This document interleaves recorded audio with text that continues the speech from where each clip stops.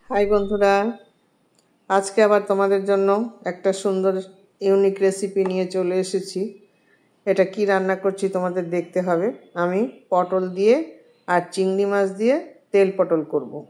তোমরা শুধু তেল পটল করো, আর আমি করব চিংড়ি মাছ দিয়ে পটল দিয়ে তেল পটল, কিন্তু একটু অন্য রকমের করব। তাহলে চলো দেখি।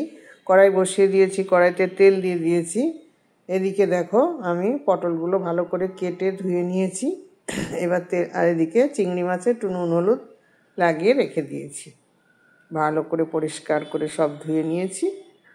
এবার কড়াইতে তেল গরমও হয়ে গেছে। আমি একটু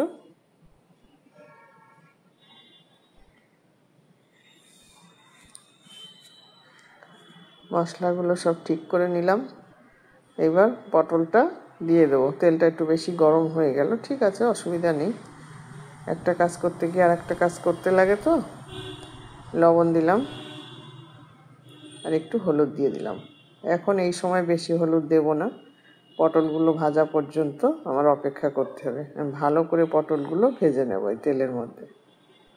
পটল ভাজা সুন্দর করে ভাজলে খেতেও সুন্দর লাগবে, কারণ এখন পটল না, এই আলু পটলের সেই ঝোল করলে ও ভালো লাগে না। এখন পটলকে অনেক রকম করে রান্না করার আছে। আমি এক এক করে দেখাবো, তোমরা দেখতে থাকবে এক পটলকেই কত রকম করে রান্না করা যায়। তা আজকের পটলটা আমি যেভাবে করছি তোমরা এইভাবে করে দেখো, নিশ্চয়ই ভালো লাগবে, খুব সুস্বাদু লাগবে। মনে হবে যেন আবার পটল নিয়ে এসে আবার এরকম করে রান্না করি। আর যাকে খাওয়াবে সে খেয়ে তোমাদের কাছে বলবে যে কিভাবে রান্না করা। আমি বললাম, তোমরা বিশ্বাস করো, তার জন্য সঙ্গে থাকো, দেখতে থাকো।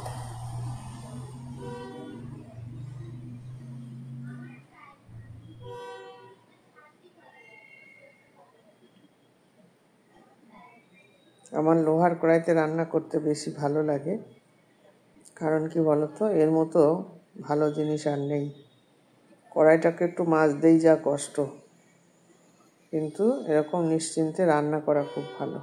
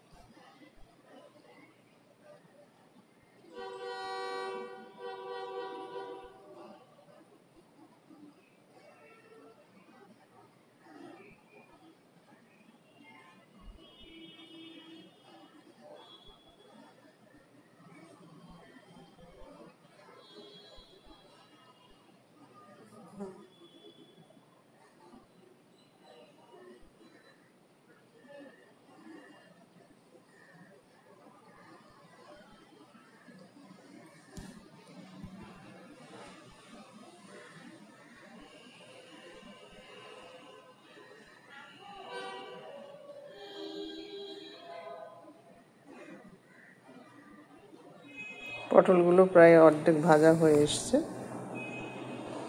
দেখতেই পাচ্ছ, বেশ লাল লাল হয়ে এসেছে।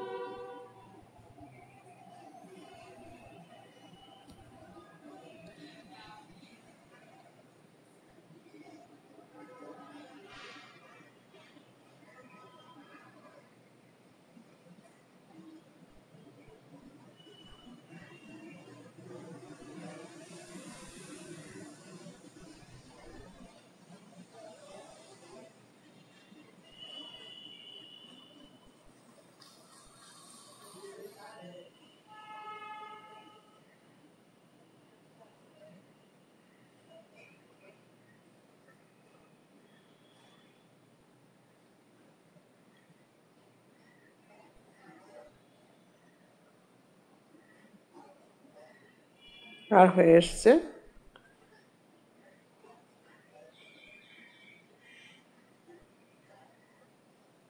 বেশ বেশ ভালোই লাল লাল হয়ে গেছে। পটলগুলো ভাজার পরে রান্না যদি কাঁচা থাকে তাহলে এই রান্নাটা একদমই ভালো হবে না। পটলটাকে ভালো করে ভাজতে হবে, মাথায় রাখতে হবে। পটল ভাজা কম থাকলে রান্নাটা কখনোই ভালো লাগবে না। এবার আমি এগুলোকে সুন্দর করে তুলে রাখছি। এখন দেখো রান্নাটা লক্ষ্য করো আমি কি কি দেব। চিংড়ি মাছ কিন্তু আমি ভাজিনি, জিরে ফোড়ন দিয়েছি। চিংড়ি মাছ কখনো তোমরা দুবার ভাজবে না, যা করবে একবারে। যত কম ভাজবে চিংড়ি মাছ তত নরম থাকবে। এবার দিয়ে দিলাম তেলের মধ্যে টমেটো,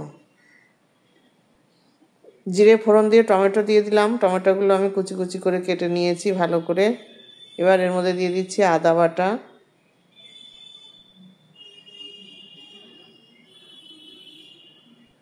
দিয়ে একটু নাড়াচাড়া করে দিচ্ছি।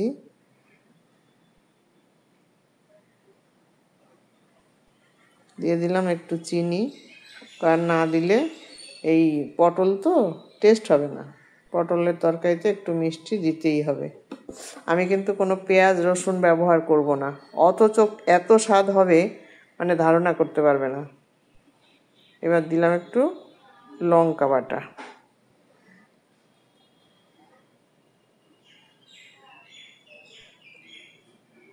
দিয়ে দিলাম জিরে বাটা, দিয়ে এবার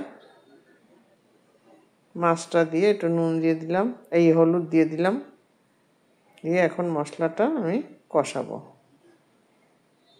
মশলার সঙ্গে মাছ ভাজা হয়ে যাচ্ছে, মাছও ভাজা হয়ে যাবে, মশলাও কষা হয়ে যাবে।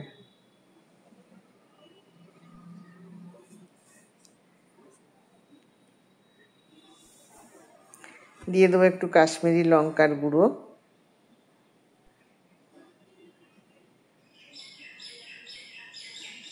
একটু কালার না হলে ভালো লাগে না দেখতে।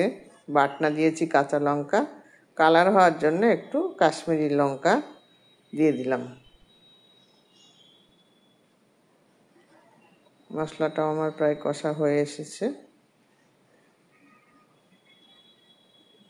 এর মধ্যে দিয়ে দিলাম একটু এলাচের গুঁড়ো,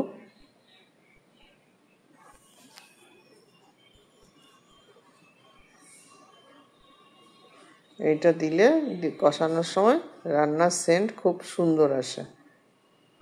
ওই জন্য কাঁচা কখনো গরম মশলা দেওয়া যাবে না। এবার ভেজে রাখা পটলগুলো ঢেলে দিলাম, দিয়ে এখন আমি পরিমাণ মতো জল দেব।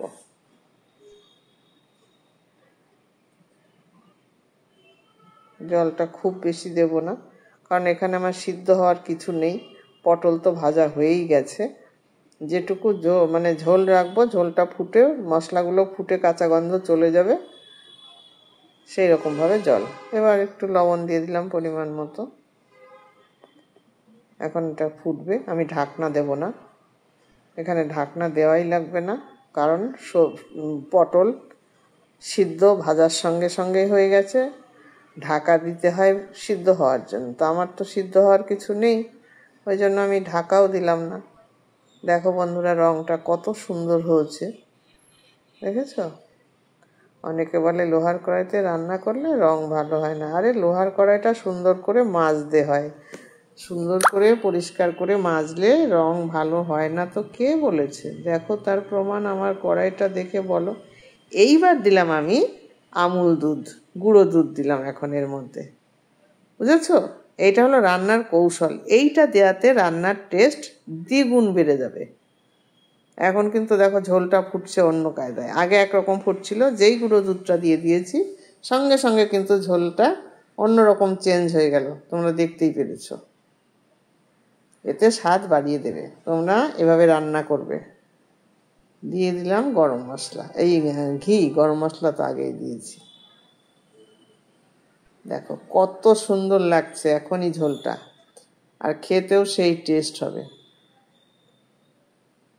এইভাবে তোমরা করে খেয়ে দেখো যে কেমন লাগে, আমাকে কমেন্টস করে জানাবে যে দিদিভাই আমি তোমার মতো করেই রান্না করেছি, এরকম হয়েছে খেতে।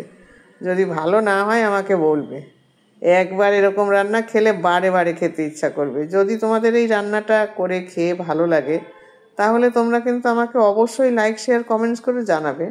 আর হ্যাঁ বন্ধুরা, তোমরা যারা আমার সঙ্গে আছো, প্রতিনিয়ত আমার সঙ্গে থাকবে, এখনও যারা আসোনি আমার চ্যানেলে যুক্ত হয়ে যাও।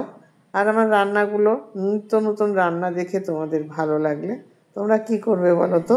তোমরা সাবস্ক্রাইব করবে, আর বেল আইকনটা আছে, বেল আইকনটা বাজিয়ে দেবে, দিলে আমার সমস্ত রান্নার নোটিফিকেশনগুলো আগে আগে তোমাদের কাছে চলে যাবে, তোমরা দেখতে পারবে।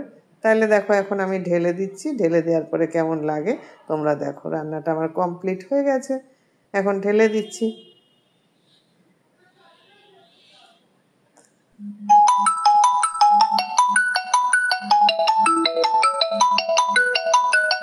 দেখেছো বন্ধুরা কত সুন্দর? টাটা।